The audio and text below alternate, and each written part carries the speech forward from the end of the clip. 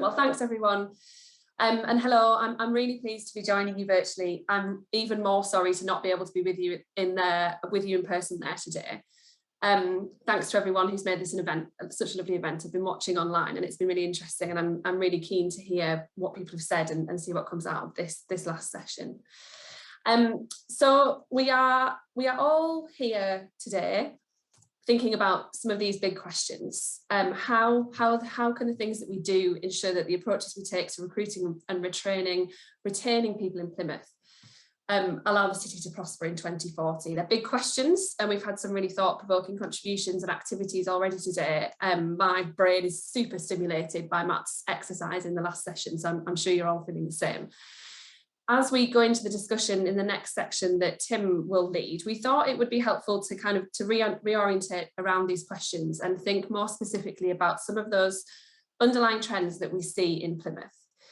We've been working with Anna and colleagues at the council over the last few weeks to bring together a lot of data information, and so there's a lot of evidence that underpins what I'm going to be able to try and get through in the next 15 minutes, which will all be available to you in reports after the event.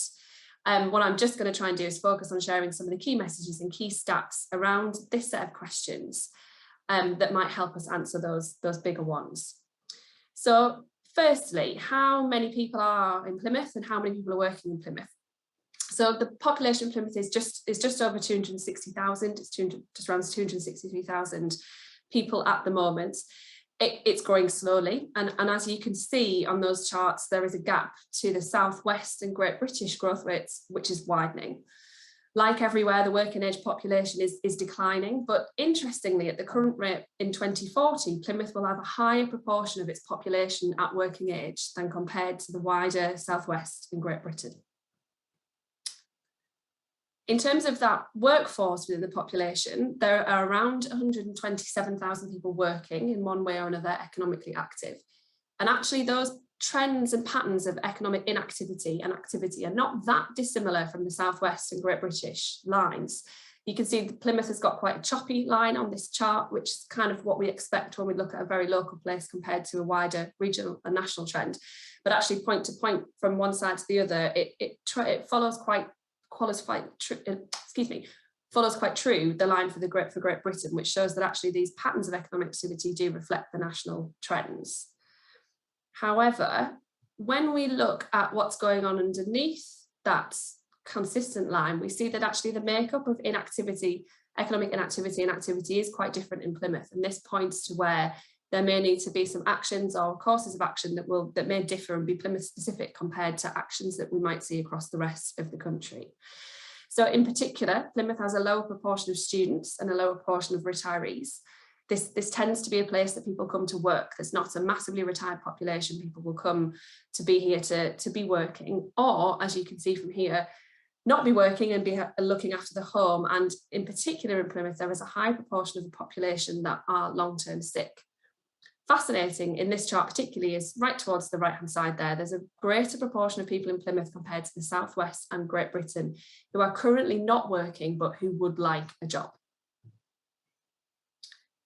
In terms of who the people are then, when we look at who's doing this work, we can see that there's a higher than average level of economic male activity in Plymouth.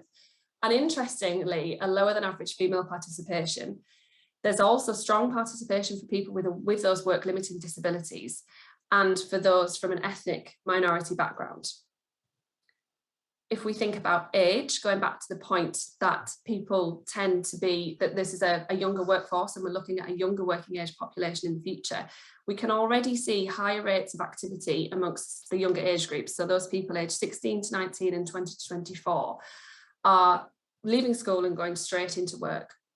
However, when we look at the other age groups, we can see that Plymouth is just below the Southwest and Great British averages, which, although they are small gaps, build up to make quite a big difference. So it's good. There are good signs that Plymouth can provide work for people from a young age, but what this does mean going forward is that we're going to need to make sure we've got really strong in-work progression support, but also take account of the fact that there are restricted role models available for people to be something other, to start their career later, to do a higher education and train and come back. And it kind of goes with this age-old adage that it's hard to be what you can't see. This point about the potential lack of role models, you can also see reflected. My chart has not changed there, bear with me. On the next slide, which should be looking, there we go, at levels of qualification. So we're seeing more people starting work at an early age, which is reflected in these figures which look at qualification levels and think about, I've now gone far too far. Let me just sort that back out. There we go. Technical challenge of the day, failed.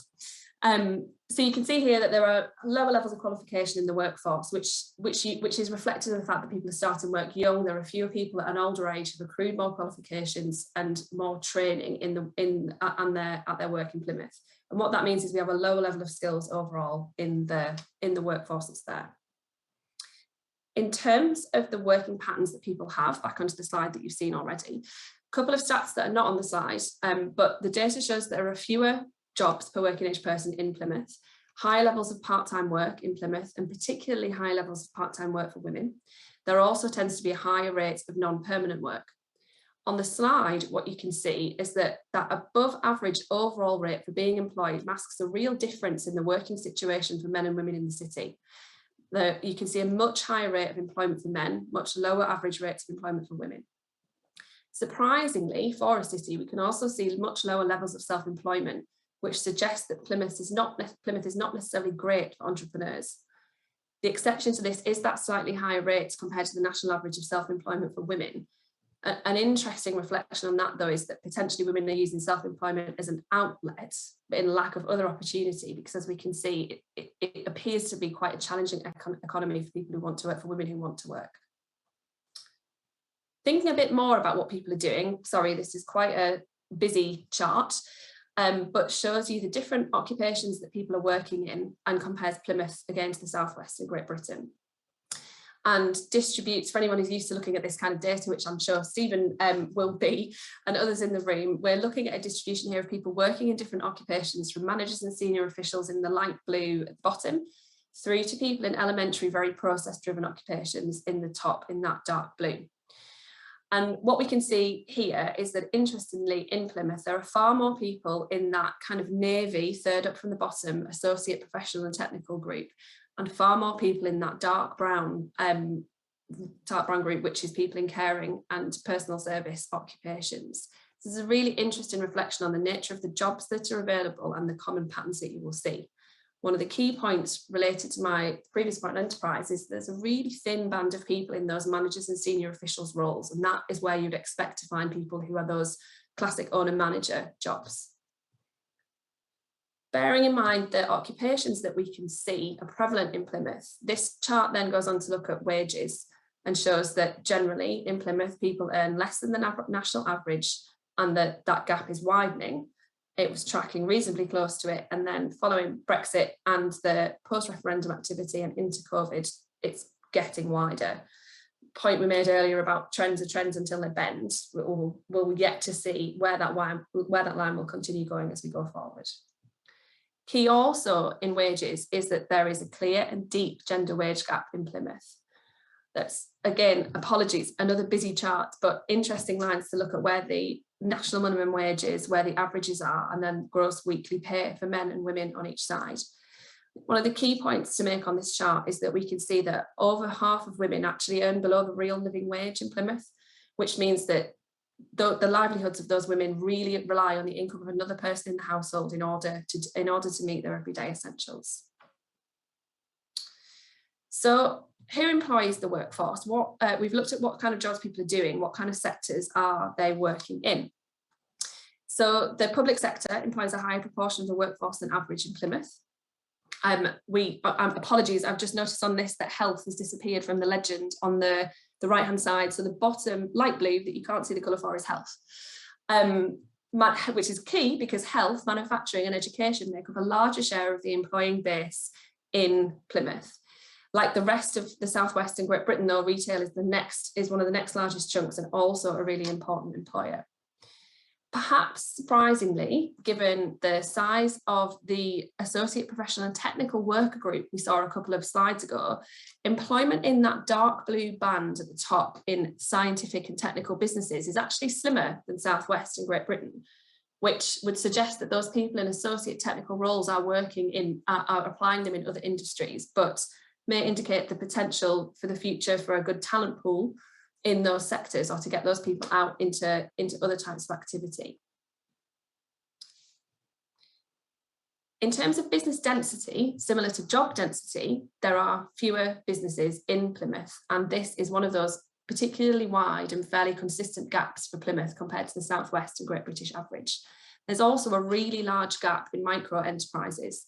And really interesting here is that if Plymouth could meet the national average, the same rate of the national average in micro enterprises, it would have double the number of businesses.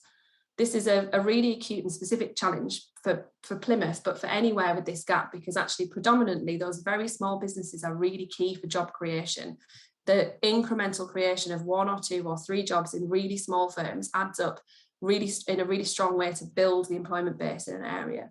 The other key thing about this gap in terms of micro business activity is obviously that enterprise environment is really attractive for relocation, both for businesses coming in, for people coming in, for internal, external migration. It gives a real sense of dynamism and vibrancy to a place. So last slide on employers and thinking about who are people working for. This slide looks at those employment by sector and thinks about what change are we seeing, and we can see the total size of the sector, the change in jobs and the percentage change that there's been in Plymouth, and then the comparison of that percentage change in the South West and Great Britain. Right in the middle there, we can see that a kind of static demand in sectors like health, accommodation, food. These are core sectors employing a lot of people.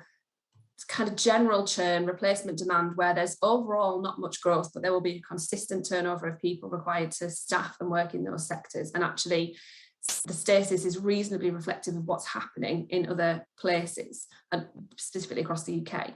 At the top in green, we can see some really positive employment change and actually some real trend booking stuff nationally in terms of what's growing. You can see a really significant increase in manufacturing employment locally compared to the national average.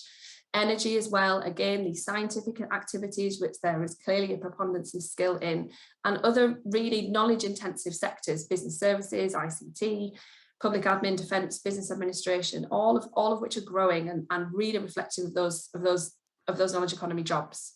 In the bottom side, in red, we can see quite big decreases in retail, in education, and although those are still large employers for people overall, we can also see decreases in arts, finance, and logistics. The logistics is particularly interesting, given that actually is something which is growing, as you can see, nationwide, something which is dropping more explicitly in Plymouth. So away from the stats and into thinking more and linking back to some of the conversation thoughts you were having with Matt, the conversations earlier in the session, what are the influences that we think might be coming for Plymouth's businesses in the future? So we've actually got content on this that would probably be enough to fill another set of 2-hour sessions on each of these. So I'm going to quickly canter through some of the key core influences that we think there will be in each of these different features. And we've considered them for marine, manufacturing, health and social care, and retail, leisure and hospitality. So globalisation and environment first. We've heard a lot about net zero today, and I'm sure it's been in a lot of your thoughts as you've been considering what those pushes and pulls will be over the next few years. But this is obviously something that is there from a policy perspective and a societal desire and pressure to bring significant change. This will happen, it will come. There will be new jobs, there will be new business practices, there'll be changing patterns of consumption and travel that will really make a difference for the sectors. And particularly where you have a strong marine, strong manufacturing sector, these will be really pressing. Globalisation, obviously ongoing, deepening global markets. Plymouth's Freeport will bring a significant change and strong attractor for lots of different trade and investment that the place has not seen previously, perhaps. There'll be really increasing competition as more developing nations switch from low to high value manufacturing, which will affect Plymouth's sector. Linked really strongly with technology, the next one that I will come on to talk about. This will really bring increasingly diverse and increasingly remote potential workers and potential consumers for the things that Plymouth is producing. On technology and demographics, very interlinked in some of the things that we see. Technology ever advancing, uptake continually widening. Again, like net zero and linked to net zero, jobs will change, new jobs will be created, reskilling will be required, and we'll need a workforce that can adapt as changes come and technology evolves. One of the phrases we've used in this recently is that we will need a workforce that learns how to learn. And going back right to the start of the day when we heard about some of the current trends in disposition regarding learning, that's a key thing that we're going to need to think about. On demographic change, obviously aging population, people are working for longer. As we see more technological change, we see in the literature increasing desire for things that are specialised, that are personalised, for empathetic personal services that contrast with a world where lots of things are automated, lots of things are done via self-service, and actually that there may be an increasing demand and increasingly high value placed on people doing things in person and with a personal touch. So as I end, I can see the countdown clicking through on my timer, which is adding extreme pressure. Coming to the last two slides and thinking about these questions and just thinking about those the last sheet there on drivers of trends, I thought it would be interesting just to give one example of one of the sectors about how a number of them will link together. I think health is a really interesting case in point to use. So health is a significant employer for Plymouth. There are significant challenges for Plymouth as well in its population. There are a lot of people with disabilities, there are a lot of people long-term sick. There will be change in demand for health social care services, and there'll be a change in the way that they're provided as well.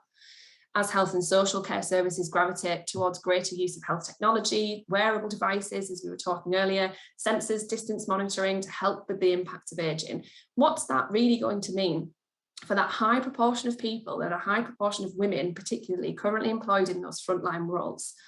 Women are notoriously underrepresented in tech roles. As we get more to data analytics, tech monitoring, what will they be squeezed out? If so, where will they go to? Is there a chance that actually, as some of these new jobs, these new tech jobs become the ubiquitous jobs of the future, that actually those roles now, which we see as low skills, poor frontline roles, actually are really increased in demand? Someone who can give that empathetic personal service, will they suddenly see greater leverage and greater potential to accrue wage and reward for things that are now really specialised? So wrapping up, final thoughts, and then I can hand you over to Tim and you can have a really stimulating discussion amongst yourselves. What are the key points to take away from the things I've just been through? So right now, Plymouth does have a high proportion of people who are out of work but want a job. This is a really big opportunity to seize, particularly when we can see that jobs are increasing in important high value local sectors like marine, like manufacturing, energy, science and tech, those professional services. These are high quality jobs which demand particular skills. We can also see that in the future we'll have a larger share of the population who are working age. This is great. This is a place to come and work. It's important that we make the work for the people that are there.